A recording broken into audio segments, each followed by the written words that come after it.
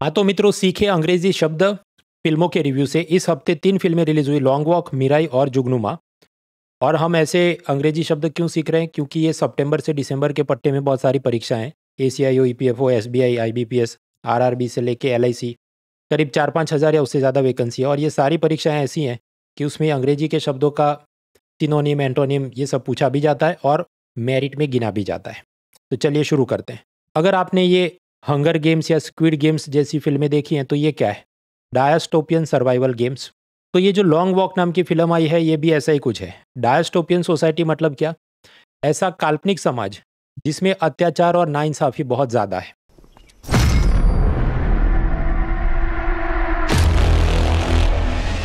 अब ये long walk film जो कि हंगर गेम्स, स्क्विड गेम्स जैसी है, पहले उसकी स्टोरी मैं जल्दी से बता दूं ताकि उसके बाद अंग्रेजी शब्दों को हम समझ सकें।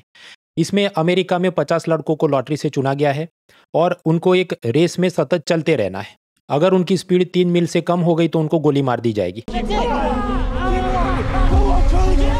Second warning. Third warning. और अंत में जो अकेला बचेगा उस लड़के को उसे जो चाहिए वो इनाम में मिलेगा। अब ये आपको प्रश्न होगा कि ये क्या ही बेतुकी जात की रेस चल रही है इसमें।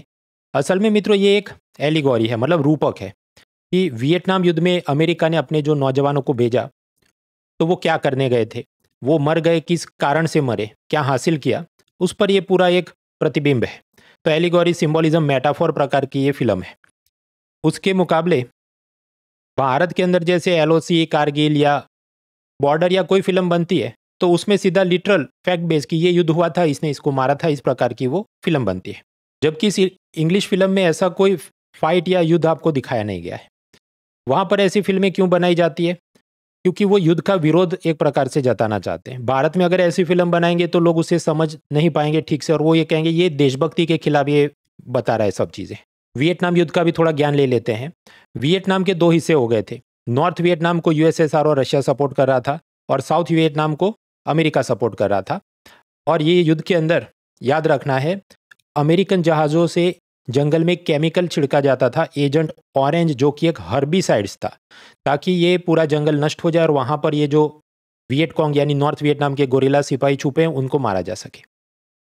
अंत में अमेरिका ने अपने सिपाहियों को वापस बुला लिया वियतनाम से 73 से 75 में। और इसी इतिहास का पुनरावर्तन भी होता है जब अफगानिस्तान से 2021 में प्रेसिडेंट बिडेन ने वापस सिपाहियों को बुला लिया।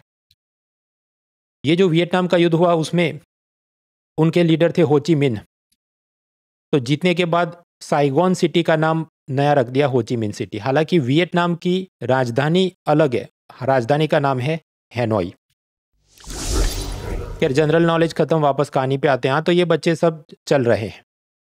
तो this boys are conscripted for the march. Conscripted मतलब क्या? जबरदस्ती से इनको भर्ती किया गया है। तो ड्राफ्टेड, एनलिस्टेड ये सब शब्द उसके साथ है। ऑपोजिट क्या होगा? वॉलंटियर, की स्वेच्छा से आए हैं। अब स्वाभाविक है ऐसी लॉन्ग वॉक में ये लोग चल रहे हैं तो धीरे धीरे उनकी फ्रेंडशिप, सौहार्द बढ़ता जाएगा। तो उसे हम क्या कहते हैं? Camaraderie of the boys. लेकिन ये जो चल रहे हैं 3 मील से कम अगर स्पीड हुई तो गोली मार दी जाएगी। तो एक्सक्रूशिएटिंग मतलब काफ़ी कष्टदायक मार्च है और अल्टीमेटली एक एक करके सबको मरना है। तो it is an inevitable March towards the oblivion. Inevitable मतलब जिसको टाला नहीं जा सकता, अनअवॉइडेबल है। ऑब्लिवियन मतलब आपका अस्तित्व खत्म हो जाएगा, आपको बुला दिया जाएगा, जैसे वियतनाम युद्ध में शहीद हुए अमेरिकी सिपाहियों को बुला दिया गया है।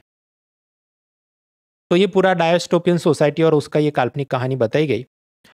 ऐसी डायस्टोपियन नॉवेल्स में सबसे ज़्यादा फेमस है 1984। लिखी किसने वो भी याद रखना है, जॉर्ज ऑरवेल ने। उसमें सब कहानी ऐसी है कि big brother is watching you. तो जैसे रशिया, स्टालिन जैसा किसी का शासन है और आप कुछ भी बोले कहें, सब लोग सुन रहे हैं, आपको मॉनिटर कर रहे हैं, तो अपने देश के लीडर के खिलाफ कुछ भी गलती से भी नहीं बोलना है वरना आपको जेल में फिट कर देंगे। आगे बढ़ते हैं। ऐसी एक और नॉवेल लिखी गई थी हंगर गेम्स। वो भी डायस्टोपियन ही थी लेकिन उसका टारगेट था यंग एडल्ट, YA जॉनर कहा जाता है। स्कूल में पढ़ने वाले बच्चों को आनंद आए ऐसी वो कहानी थी।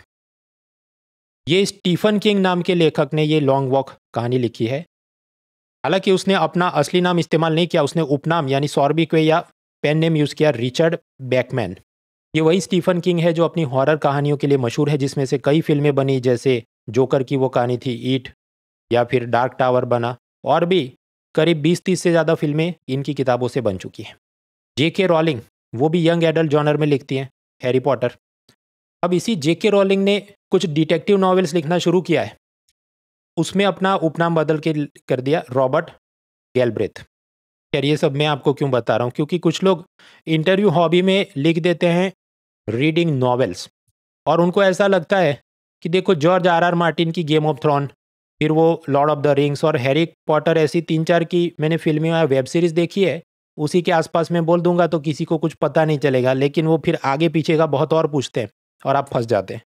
तो मेरी आपको सलाह है कि अगर हॉबी नहीं है तो लिखनी नहीं चाहिए, और अगर रीडिंग नॉवेल ऐसा आप हॉबी लिख रहे हो तो फॉर्म के अंदर क्लियरली लिखो कौन सी भाषा की, कौन सी जॉनर की आप बुक्स पढ़ते हो, और जब वहाँ पर उसके सवाल जवाब शुरू हो जाए तो शुरू में ही बोल देना है कि मैं ये 3-4 ऑथर्स को ही फॉलो करता हूँ, ताकि वो फिर अलग अलग और 25 जात के ऑथर्स के किताबों के प्रश्न आपको ना पूछे। चलिए आगे बढ़ते हैं। तो लॉन्ग वॉक से कुछ अंग्रेजी शब्द जान लिए, अभी दूसरी 2 और कहानियाँ बचती हैं, मिराई और जुगनुमा। कि 21 सितंबर रविवार को सुबह 11 बजे शाम 5 बजे अनअकैडमी की तरफ से एक यूसीएससी स्कॉलरशिप टेस्ट होने वाला है। तो उसमें आप यूपीएससी की अपनी प्रिपरेशन का लेवल तो जान ही सकते हैं, और साथ ही साथ लैपटॉप, टैबलेट, अनअकैडमी कोर्सेज पे अप टू 100% सब्सक्रिप्शन, ये भी सब जीत सकते हैं।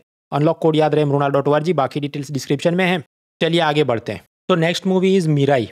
इसकी कहानी क्या है? इसकी कहानी वही है जो ये कल की ब्रह्मास्त्र ये सब फिल्मों में थी। मिथिकल मैकगफिन, मतलब कोई दिव्य या जादुई चीज़ है, कोई व्यक्ति है, और उसी को ढूंढने पकड़ने के लिए सब लोग भाग रहे हैं। इसके अलावा और भी ऐसी फिल्में बनी, रुद्राक्ष, द्रोणा, राम सेतु, लंबी लिस्ट है। अंग्रेजी में एक शब्द प्रयोग होता है, if I had a dime for every time x happened. मतलब मैं ये कहूँ कि ऐसी जितनी बार फिल्में बनी, हर एक वक्त मुझे 1-1 रुपया मिलता तो मेरे पास इतना आ जाता कि मैं एक आईफोन खरीद सकता हूँ। अब यहाँ पर मिथिकल मैकगफिन मतलब एक जादुई चीज़ जिसके पीछे सब भाग रहे हैं, वो क्या है? वो ये है अहम रणसिद्धम जयत्रेया। एक स्टाफ यानी डंडा है, जो टोटेम भी है, मतलब जादुई उसमें शक्तियां हैं। ये Mirai, it is hidden in the deepest crevices of Himalaya. ये क्रेवाइसिस मतलब क्या? दरारें। तो पहाड़ की दरारों में कहीं ये छुपा है। हीरो की मदर अंबिका को पहले ये दिख जाता है कि दुनिया का अंत होने वाला है, और ये मिराई नाम का ये जो जादुई डंडा है ये हमें मदद करेगा। इस महाकार्य को पूरा करने के लिए तुम्हारी शक्ति के साथ तुम्हें एक मदद की आवश्यकता होगी। तो अंबिका हैज प्रीमोनिशन, उसको भविष्य दिखता है about the end of the world. Premonition मतलब आपको भविष्य पहले से दिख जाना। जब आप यूपीएससी की तैयारी करते हैं तो दिल्ली के कोचिंग माफिया भी उम्मीद रखते हैं कि आप में वो प्रीमोनिशन की क्षमता होनी चाहिए, कि हम भले आपको कुछ भी नहीं पढ़ाए लेकिन तुमको सपना आ जाना चाहिए कि यूपीएससी ये पूछने वाला था, वो पूछने वाला था। मतलब एग्जाम से पहले वो कहेंगे ये काम का नहीं है, वो काम का नहीं, और एग्जाम खत्म हो जाए फिर आपको कहेंगे अच्छा वो पूछा गया, वो तो तुमको सपना आ जाना चाहिए था कि ऐसा होने वाला है।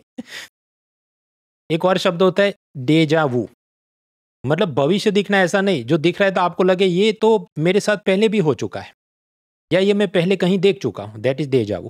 खैर मिराई फिल्म का रिव्यू मैंने इंडियन एक्सप्रेस, द हिंदू दोनों में पढ़ा, लेकिन उसमें कुछ नए जानने लायक अंग्रेजी शब्द मुझे मिले नहीं जितने कि लॉन्ग वॉक में दिखे। तीसरी मूवी है जुगनुमा। तो जुगनू मतलब क्या? फायरफ्लाइज। और ये फिल्म का पूरा नाम है जुगनुमा द फेबल। तो फेबल का मतलब क्या? देखिए फेबल का मतलब है बोध कथा जिसमें जानवर होते हैं, और फेरी टेल का मतलब होता है परी कथा जिसमें परियां होती हैं। ये दोनों अलग होता है ये मुझे नहीं पता था, मुझे अब पता चला। अब यहाँ पर ये 1980s के ज़माने में मनोज बाजपेयी का कोई चाय का या फलों का बागान है, और उसकी एक साधारण जीवन चल रही है, मंडेन लाइफ।